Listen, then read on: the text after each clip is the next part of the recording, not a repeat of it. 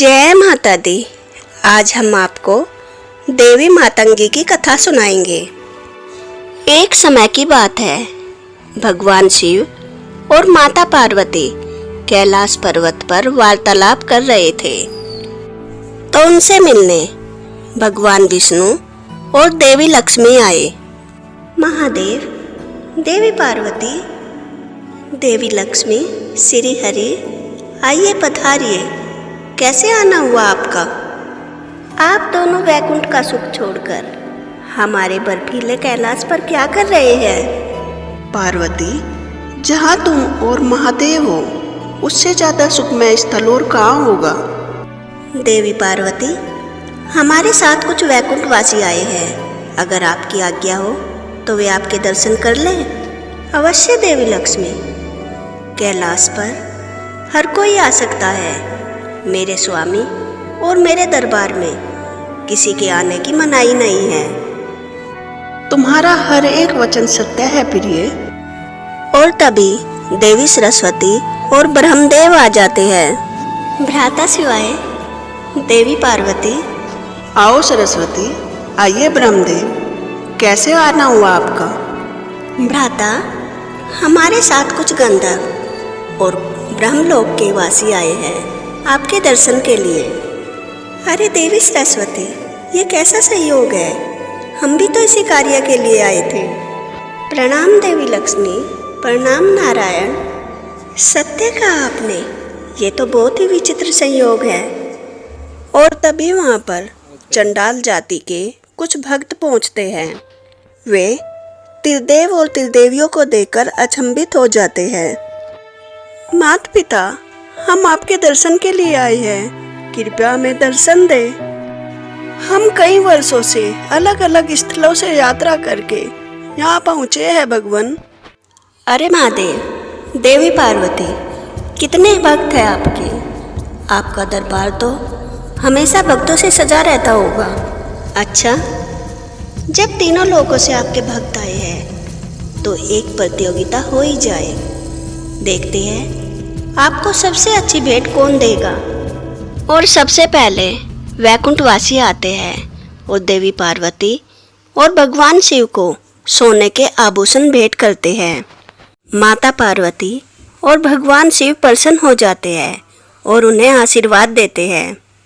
और फिर ब्रह्मलोक के वासी आते हैं और माता पार्वती और भगवान शिव और माता पार्वती को दिव्य पुष्पों की मालाएं और मिष्ठान भेंट करते हैं। और फिर बारी आती है चंडाल जाति की, और प्रमुख चंडालनी आती है और माता पिता के चरणों में अपनी भेंट रखती है।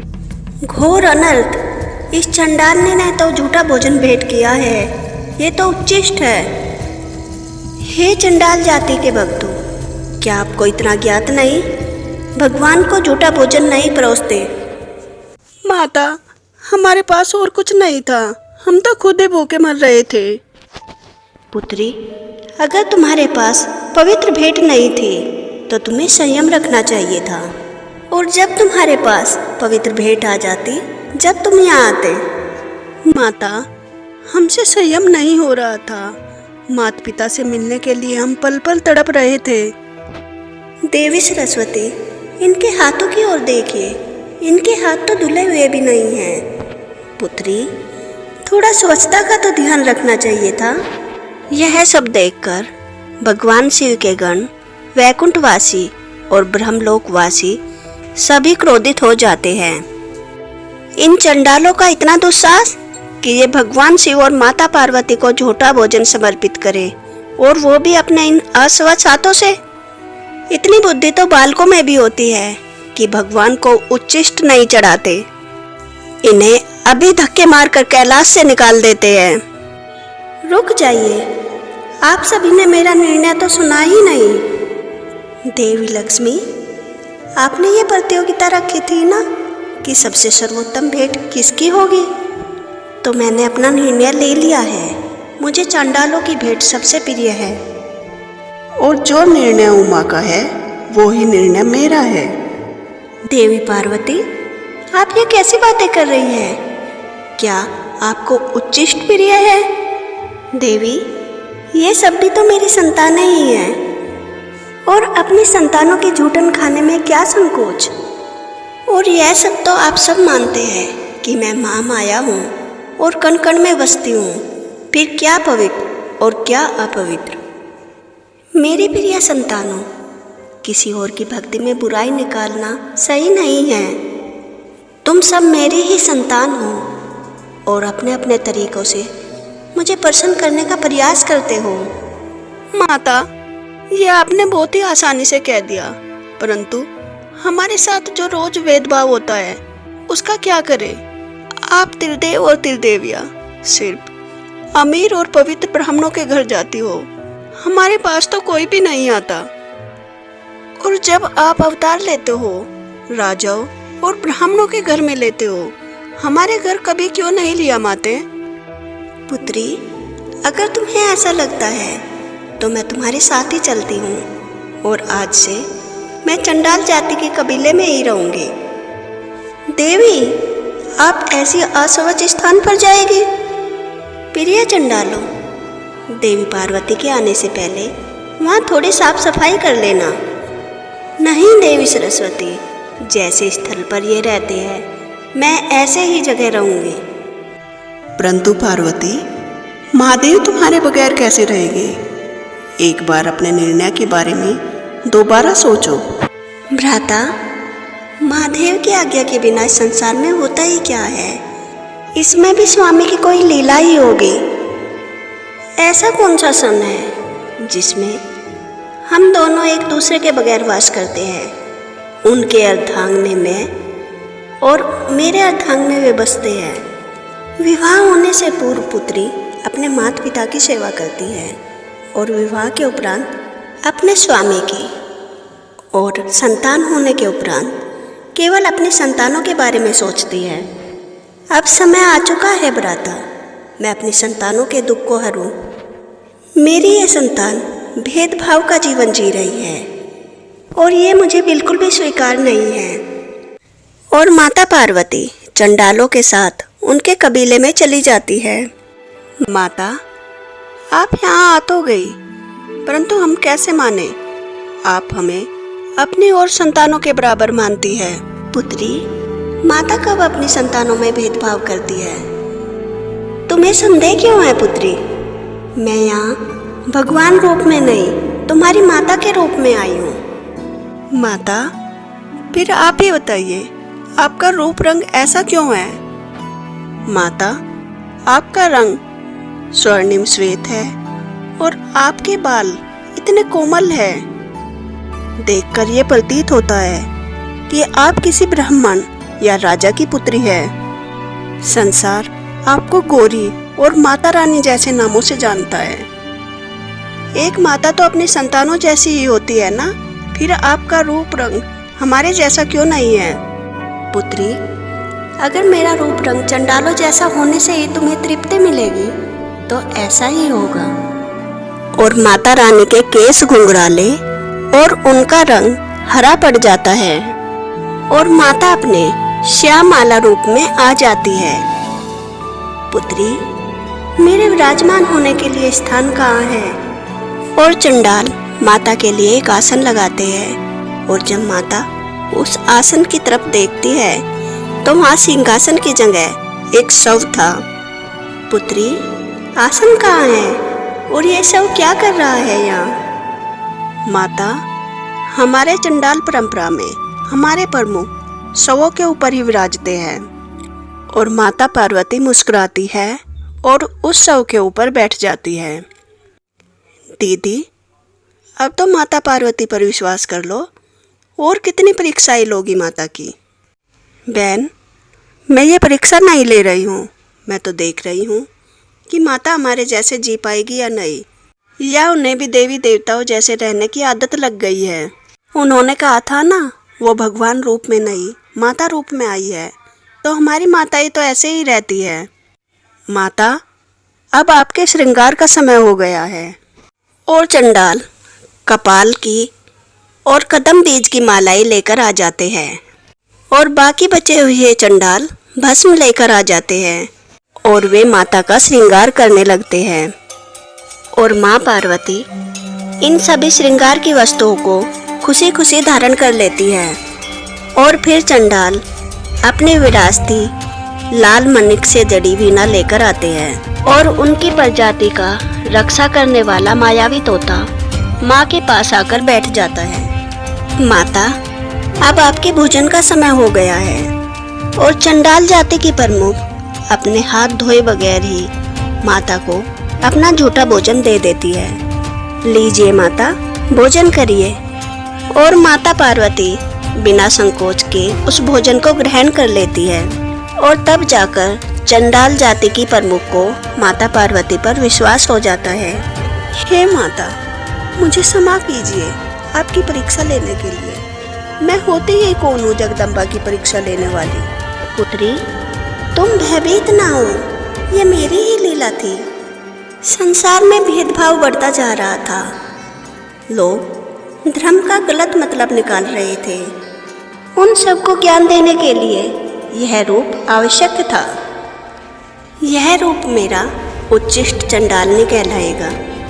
संसार में जिन जिन लोगों के साथ भेदभाव किया जाता है और जिन्हें अकेला छोड़ दिया जाता है, उन सब की माता मैं उच्चिष्ट चंडालनी हूँ। चंडालों, शूद्रों, किन्नरों और समलैंगिकों की माता मैं इस रूप में हूँ। इस रूप में मैं उनसे विशेष रूप से प्रेम करती हूँ और समाज से ठुकराए जाने के बाद मैं उनकी रक्षा करती हूँ। हर किसी की हर प्रकार की भक्ति मैं इस रूप में स्वीकार करती हूँ। और जो मेरी बाकी संतानों के साथ भेदभाव करते हैं और उन्हें बुरा मानते हैं, मैं उन सबको ज्ञान देती हूँ। यह रूप मेरा तांत्रिक सरस्वती मातंगी है। और ज्ञान मिलने के बाद अगर वे मेरी संतानों को कष्ट पहुँचाते हैं या बुरा भला कहते हैं, तो मैं उसके लिए हथियार भी उठाती हूँ। और उस रूप में मैं राजा मातंगी कहलाती हूँ। मातंगी माता की जय हो, मातंगी माता की जय हो, मातंगी माता की जय हो। और माँ पार्वती के प्रेम में इस रूप को देखकर त्रिदेव और त्रिदेवियाँ भी चंडालों के कबीले में आ जाती है। देवी, आपके इस रूप ने हमारी आंखें खोल दी। देवता होकर भी हम चंडालों के इस रूप से घृणा करते थे। पार्वती, तुम्हारे इस रूप से ज्ञान मिलता है कि हर किसी के अंदर तुम्हारा ही वास है और किसी को कष्ट पहुंचाए बगैर कोई कुछ भी करे वह बुरा या अपवित्र नहीं है। उन सब की भक्ति तुम अपने सात्विक, तामसिक और राजसिक गुण में स्वीकार करती हो और हर किसी की चौखट पर बुद्धि, शक्ति और समृद्धि के रूप में जाती हो। आज के बाद किसी के साथ भी भेदभाव करना महापाप है। स्वामी, आपका हर एक वचन सत्य है। और इस रूप में मेरे अर्धांग में आप मातंग रूप में वास करते हैं। स्वामी, आप ही तो वह देवता है जो देवताओं, मनुष्यों, असुरों और भूत प्रेतों सबकी भक्ति स्वीकार करते हैं। आपकी शक्ति होने के कारण मेरा अस्तित्व यही है। तो दोस्तों, अगर आपको माँ पार्वती के मातंगी रूप की यह कथा अच्छी लगी हो तो वीडियो को लाइक करें और माता मातंगी के लिए कमेंट बॉक्स में एक कमेंट जरूर करें और मेरे चैनल को सब्सक्राइब करें। Thanks for watching. जय माता दी। आज मैं आपको देवी बगलामुखी के अवतरित होने की कथा सुनाने जा रही हूँ। देवी बगलामुखी 10 महाविद्याओं में से एक 8वीं महाविद्या मानी जाती है। देवी बगलामुखी संपूर्ण जगत की निर्माता, नियंत्रक और संहार करता है। उनकी पूजा करने से भक्तों को अपने शत्रुओं पर विजय प्राप्त होती है और जीवन की कठिन से कठिन बाधाओं से मुक्ति मिलती है। बगलामुखी माता को पीताम्बरा, बगला, वल्गामुखी और ब्रह्मास्त्र विद्या आदि नामों से जाना जाता है। जब माँ की महिमा इतनी दिव्य है तो आइए जानते हैं माता बगलामुखी की उत्पत्ति कैसे हुई। एक बार सतयुग में महाविनाश करने वाला ब्रह्मांडीय तूफान उत्पन्न हुआ, जिससे संपूर्ण विश्व नष्ट होने लगा। चारों तरफ हाहाकार मच गया लोग मरने लगे। संसार की रक्षा करना असंभव हो जाता है। यह तूफान सब कुछ नष्ट भ्रष्ट करता हुआ आगे बढ़ता जा रहा था, जिसे देखकर भगवान विष्णु चिंतित हो गए। ये कैसा तूफान है? यह तो बहुत ही जल्द पूरी पृथ्वी को और पूरी सृष्टि को नष्ट कर देगा। मुझे महादेव के पास जाना चाहिए, वे ही इस तूफान को शांत कर सकते हैं। और भगवान विष्णु भगवान शिव के पास जाते हैं। हे महादेव, ये ब्रह्मांडीय तूफान तो सब कुछ नष्ट भ्रष्ट कर देगा, पूरी सृष्टि का विनाश कर देगा। इस समस्या का कोई समाधान बताइए। श्री हरि, इस समस्या का समाधान तो केवल आदि पराशक्ति ही कर सकती है।